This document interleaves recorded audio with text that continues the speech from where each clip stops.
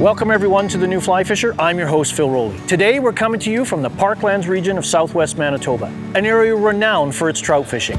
One of the primary reasons to come here is the diversity of species you can catch on the fly.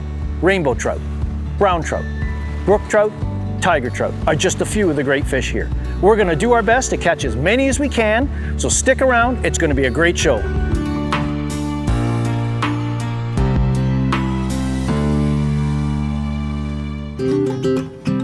Today, the New Fly Fisher is coming to you from the Parklands region of southwest Manitoba. The Parklands has long been one of my favorite stillwater playgrounds. This region is easily accessible by vehicle, and almost every lake offers good paved or gravel road access and boat launches. Some lakes even feature washroom facilities and small campgrounds. In addition to campgrounds, there are good accommodation options to choose from if you prefer to base your Parklands experience from the comfort of a lodge or a hotel. From a fishing perspective, the Parkland area lakes have been groomed and managed with the stillwater angler in mind. Depending on the lake, you can choose from a variety of species on the fly, including larger than average rainbows, browns, tigers, and brookies. Everything the stillwater fly fisher could need. Diversity of species to pursue, large average size, and an uncrowded, often remote experience coupled with great access. It's always a good idea to check the shoreline, invest 10 minutes, learn a lot of information. We've got minnows around the dock here, and I just found a little damselfly nymph right here swimming around. They could start to emerge today. It's certainly warm enough, and it's certainly the right time of the year. Again, your eyes, the best tools you got to help figure out what you should be doing.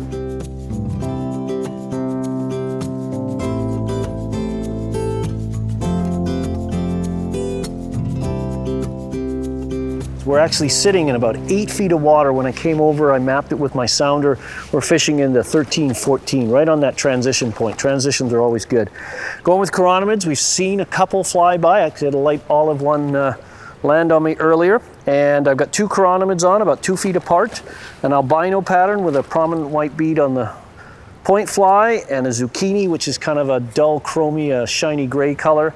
10 feet down, and we're just going to wind at our back, quarter the cast out, and let the wind dance the fly. Move that and watch that indicator for anything from a strong pull down to a half down, just to a slide. The takes can be subtle, so we'll give it a try, see what happens. Roll cast, mend, and get comfortable. Let that wind do the work. There we go. Fish on. Yeah. Waiting for those throbbing runs to start. There he goes. Keep that tension on. He's coming at me. Oh, I'm sent. Keep the tip down. Stop him from jumping. Now he's going for a run. Using my forefinger just to help guide and control. Low rod position. Get that butt into the fight. Feels like a good fish. What a horsem. It's a good fish. You can see a nice big wide tail. Nice big tiger. Nice big tiger. Look at the shoulders on that thing. Oh, he doesn't like that.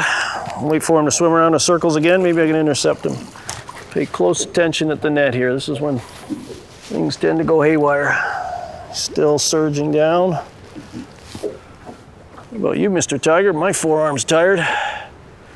On his side. Swing him in.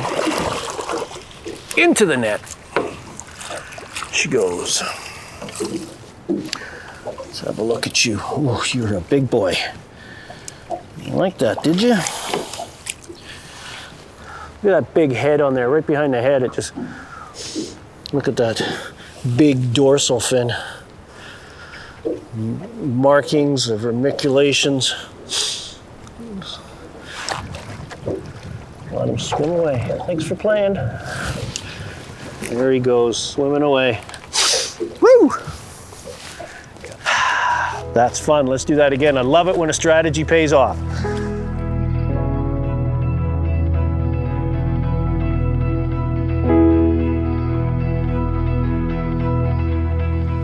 You know, We're fishing indicators on still waters, and still waters might be a bit of a misnomer because you still have to deal with current. So you're still going to do techniques, particularly mends, and the mending process is still the same as you would in a river. The goal here is not to move the indicator, whereas on a river in a dry fly situation, you don't want to move the dry fly. So rather than an aggressive wrist flick, which really isn't a mend, you want to just pick the rod up and reposition or mend the line on the surface. And the goal here is to try and keep the connection as straight as you can between your fly, your indicator, and then ultimately yourself. So when that indicator shows signs of a take, you're immediately taking up slack and driving that hook home and landing that fish.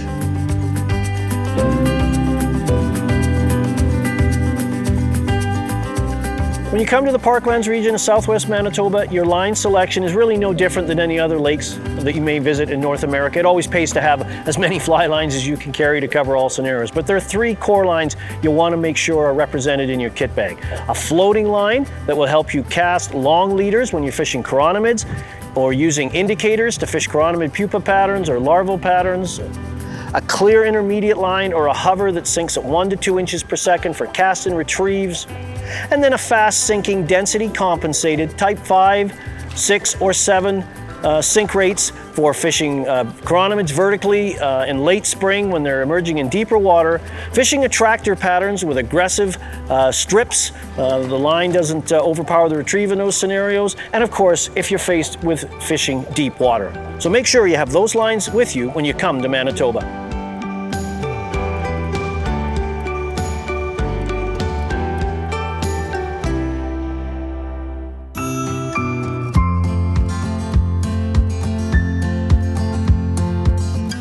Oh, fish on. Slow rod raise to induce a take at the end of the retrieve. Look at the colors on that fish, wow. Parklands region of southwest Manitoba, unbelievable public stillwater fisheries here all season long.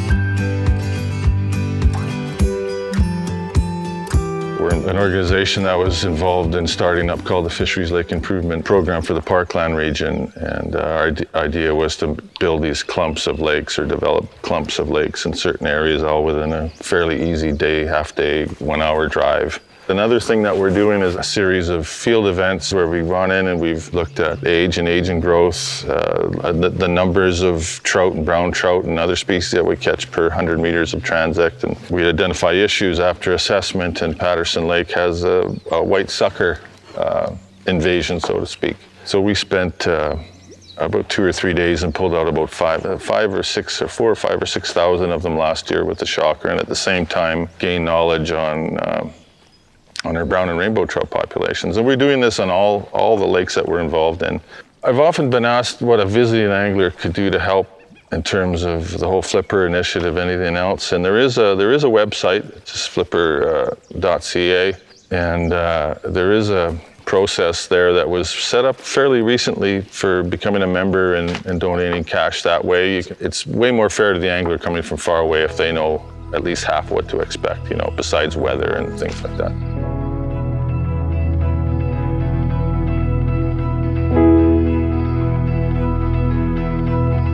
We're all anchored up here, got our back to the wind.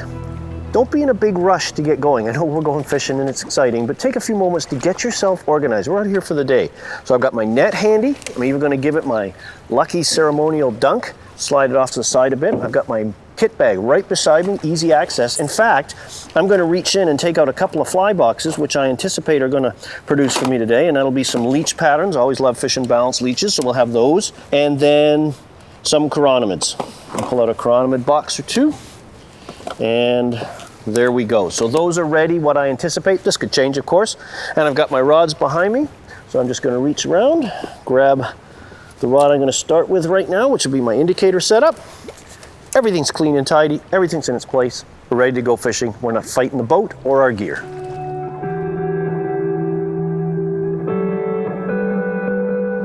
There we go, fish on. The chop of the waves is just dancing those chironomids so seductively, these tigers can't resist it. the fish just are conditioned to seeing them. They know that's lunch. It's an easy meal. It's rich in calories. The earliest hatch to come off, the most prolonged. Low rod position helps keep that fish's head down. Now it's going to go around the boat a few times. They seem to like swimming around boats. Let the rod be the shock absorber it was designed to be. It's a colorful male, big shoulders. Might have to land him on this side. Forearms getting tired. These guys are just bruisers. All right, he's coming around over to the side the boat's designed to take him on. Every time he kicks with the tail, it's transmitted up the leader. And these low stretch cores are so beneficial because you get good hook sets. There he is, and into the net. Chubby little guy. He's got some color to him. Big male, big mouth. This one's got some beautiful coloring. In the fall they get vivid orange. Even though they're sterile, they still get dressed up, but he's still got some remnants. He's big, he's aggressive. Look at that big hook nose. Big, powerful fins. It's a strong fish, gave a great fight. Make sure he's good and rested. Breathing. He's fighting me now.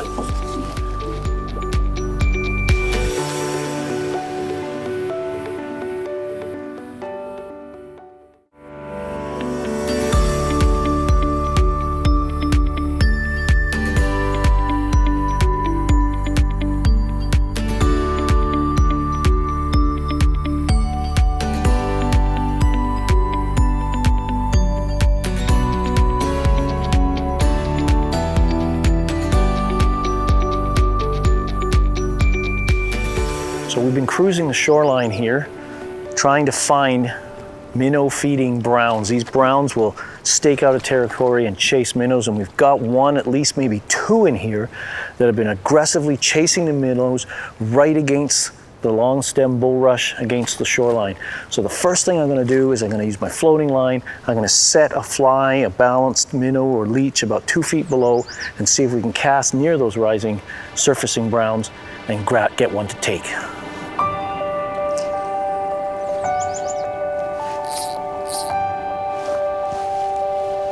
So I've removed the indicator from my leader, removed the balanced fly. I'm worried that that indicator, A, is going to make a big splash and scare these fish, and B, they are really tight in there. Sometimes I think they're in just enough water to cover their back. So I'm going to a little tied down minnow imitation, unweighted, to imitate the small fathead minnows and brook stickleback these browns are chasing around. And we're just going to use the same floating line setup, 10, 12 feet a leader, more accurate that way, cast into these pockets and try to put this fly on a feeding brown's head.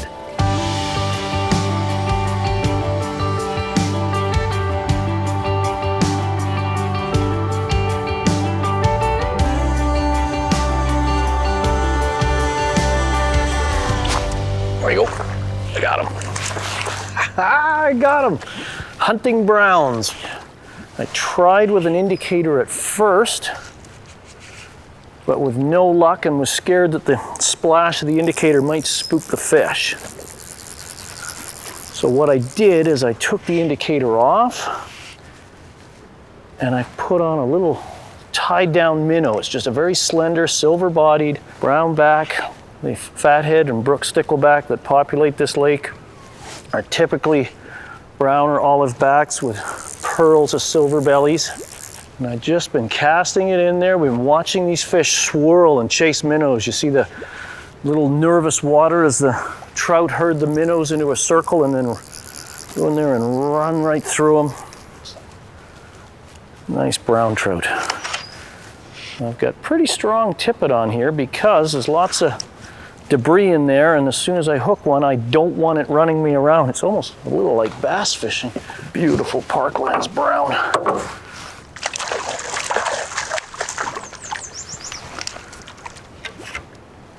There it is, just Most nervous moments right here after stalking this fish for so long. Just want to complete the deal that I have. Wow. That is fun. 1v1 competition. And if you're patient, this is the result. Let me just see what we've got here. Oh, all that, drop him out. Just got to get the fly out of his mouth. Oh, flies out. But a simple little tied down minnow. Silver body, little pheasant tail over the back, little tufted grizzly marabou, a couple of eyeballs. Let's get that out of the way. Grip him by the tail. Show you the fruits of my labor.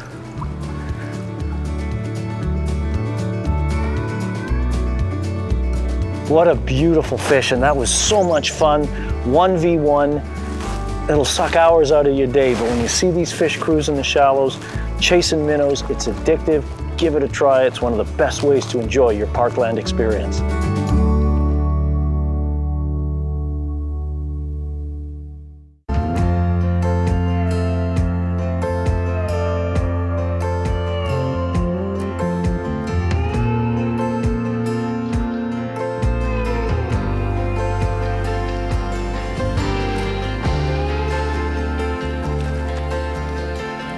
Well, it's a new day, and today it's a new fishery. Again, one of the charms of the Parkland region. Today we're coming to you from East Goose Lake, one of the two urban fisheries located in the small town of Roblin. These lakes are an excellent opportunity if you've just arrived in the region, you've only got a couple of hours to fish. You don't even have to launch your boat. They've got docks located along the shores of the lake here that you can cast to a fly to and catch some very respectable fish from there. So these little urban fisheries located in the town of Roblin are a great addition to any Parklands trip.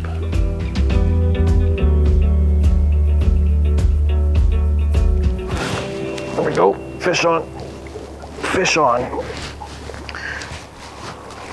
Not sure what it is. It's browns in here or an East Goose. Oh, it's going now.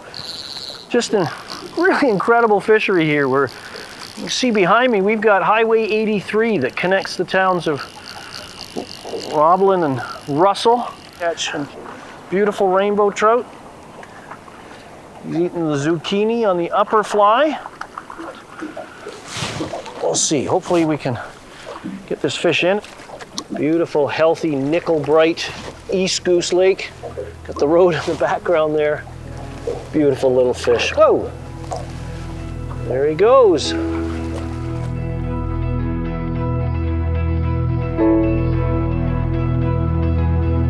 Well, I think you know, when you take a look at Manitoba hospitality, Manitoba really knows how to host people. We've got beautiful lakes that are tucked away and nice, and they produce massive trout. And in a matter of days, someone can experience the whole gamut of species in a short and economical time frame. You could literally fish one lake in the morning for a few hours, and then you could skip over to another lake. It's that close and it's that convenient. We got Twin Lakes up north. It's a half an hour from here. You can head down to Patterson. It's an hour and a half from here. It's wonderful.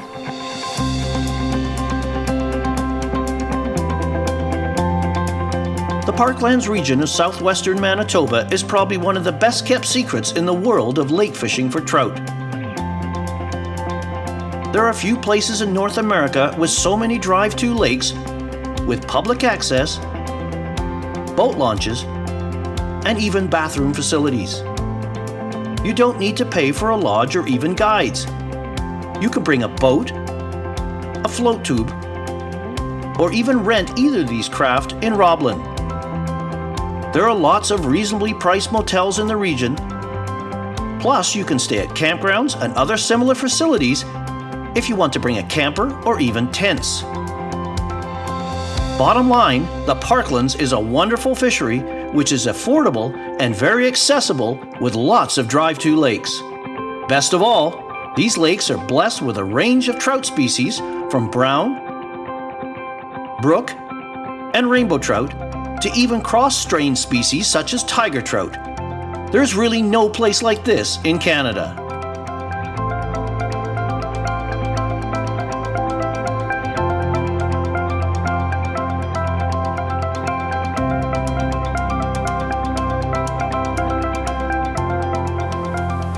The beauty of the prairies is also the power of the prairies, and that big dark cloud means it's time for us to go.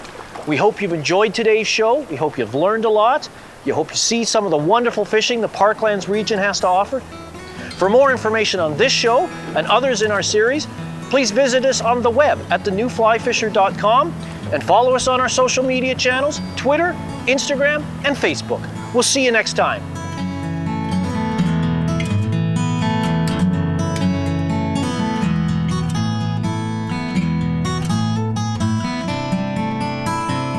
Hi, I'm Tom Rosenbauer. For videos like the one you just saw and more, subscribe to our channel. You don't want to miss our weekly uploads of educational videos, exciting trips, and much more.